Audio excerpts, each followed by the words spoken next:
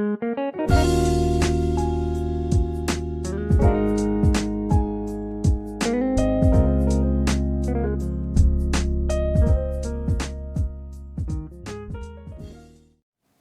students, back to a new class, a new poem. The title of the poem is When You Are Old by W.B. Yeats.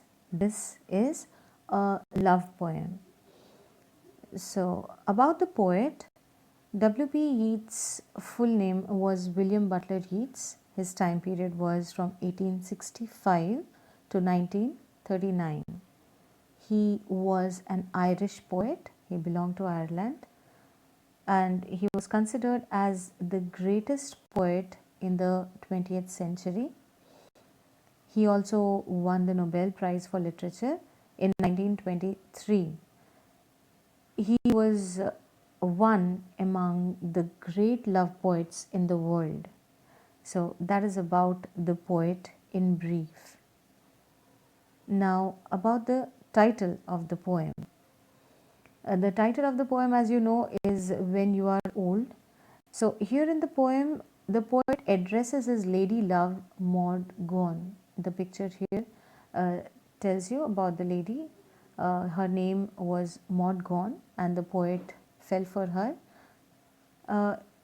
Maud Gonne was an actress and an activist. So she was a public figure. She was quite a well-known person, well-known figure during that time. And the poet was completely mesmerized by her, and that made him fall for her, the type of a person she was. She was Yeats' muse. Muse is someone who is an inspiration to those who are associated with some art form. Okay, so muse is an inspiration. She was Yeats' inspiration. Now, her rejection to his proposals made him write this poem. So, actually, Yeats happened to propose her many a times, and every time he proposed, she would reject his proposal. So, out of dejection, he happened to write this poem.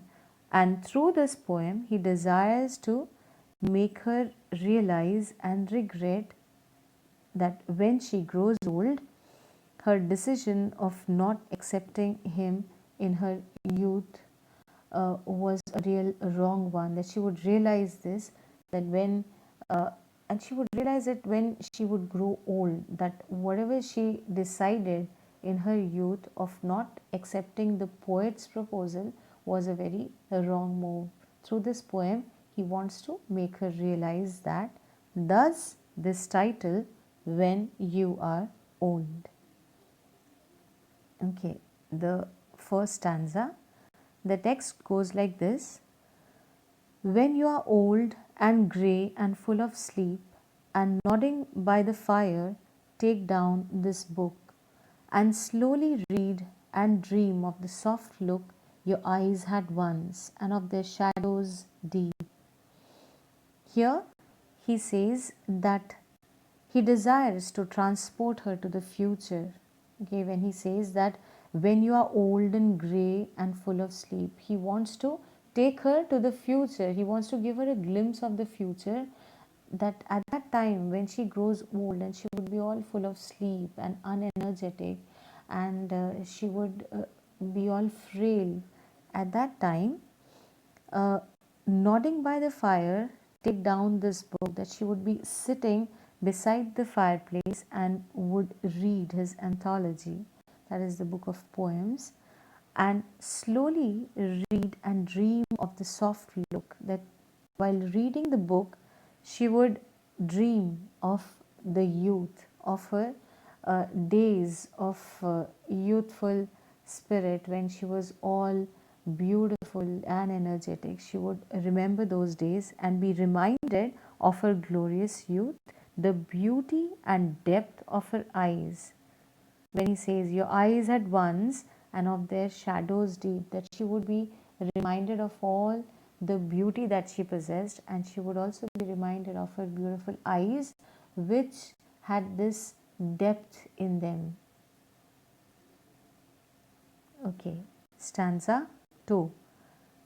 The text goes, how many loved your moments of glad grace, and loved your beauty with love false or true. But one man loved the pilgrim's soul in you, and loved the sorrows of your changing face. So here he says that when you are, he wants to tell her that when you grow old and then reading this book of poems, you are taken back to the past of your time of beauty and youth. At that time, you would be made to realize, you would be reminded of all the times of your youth, where you would also be reminded of these admirers whom you had and who admired you for your physical beauty. Okay, so he says that traveling down the memory lane, she would be reminded of the admirers of her physical beauty, that when she goes back to that past through her thoughts, she would be reminded of all the admirers who admired her for the glad grace. Glad grace has been highlighted in red, that because there is a figure of speech there, alliteration. Okay, and glad grace means her physical beauty. Okay, now, uh, well, and love dear beauty with love false or true. He means to say that though she had a lot many admirers about her, but then uh, she did not know, she was unaware of the nature of their love, though they claimed their love for her, but she did not know whether their love was true or false. They were just admirers who would just admire her for her physical beauty, for her external appearance. Now, then at the same time, she would be reminded of this man who loved her questing soul. But one man loved the pilgrim's soul, as the text says. Pilgrim's soul means questing soul, a soul which is always in search of meaning in life, or the meaningful things of life, the depth of the things around you, a soul which is always in search of meaning, right? So she was such a person, and this man, he loved her, he admired her for that soul, for that spirit that she contained within herself. Okay, and not just for her external appearance. And love the sorrows of your changing face, is what he says next. That means that he loved her irrespective of the transformation of her outer appearance. Changing face means the transformation that one goes through because of the aging process. The transformation in the external appearance, it changes, I mean, it takes place because of the aging process, as I said. So even the pictures here tell you about that. The first one is when she was young, then she was middle aged, and finally her old age. So here the poet says that there was one man, he expects her to remember at that time that there was one man amidst all those admirers who truly loved her not just for that external beauty that she possessed, he loved all the attributes apart from that, the soul that she possessed, and he also loved her with all the transformation that her external self underwent. His love was still there, as intact as ever. So she would be reminded of all these things. Stanza 3 says, and bending down beside the glowing bars, murmur a little sadly how love fled, and paced upon the mountains overhead, and hid his face amid a crowd of stars. So here he says that at that time when she would be old, and she would go back to the past, think about her youth, and come back to the present self. When she would be old, she would be remembering all those things. At that time, realization would dawn upon her, and that would make her sad. That And she would sit bending down beside the glowing bars, all in deep thought and remorsefully, with a lot of regret within herself. She would murmur to herself and wonder how she let love go away. Love fled. Love fled means love ran away. Here again, love fled has been highlighted. Okay, because love is being treated as someone who is a human being. So love fled, it is a figure of speech, that is personification. Love has been personified in this particular stanza.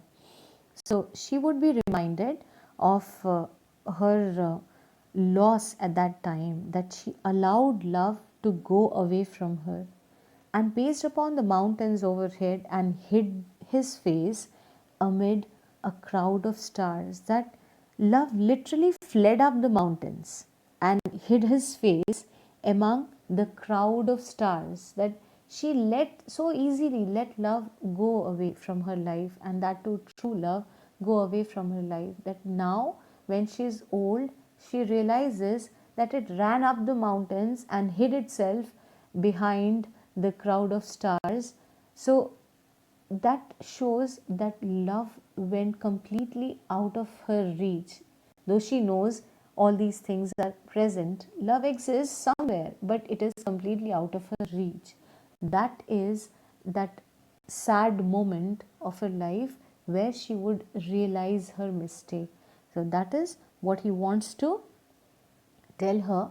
That is what he wants her to realize, that when you are old, you would then realize what you have lost in your life, and that would be irreplaceable. So that is all what he means to say in these three stanzas. Okay, the next is an assignment where the question is, comment on the usage of time frame by the poet. So the time frame by the poet is the usage of the present, past and future, how he has spoken about all these times in the poem. So you have to again probably go through the explanation, collect your thoughts and write the answer on this one. Okay, the usage of time frame by the poet. All right, I hope you have understood the text, the explanation. Show it through the answers that you write. Okay, thank you.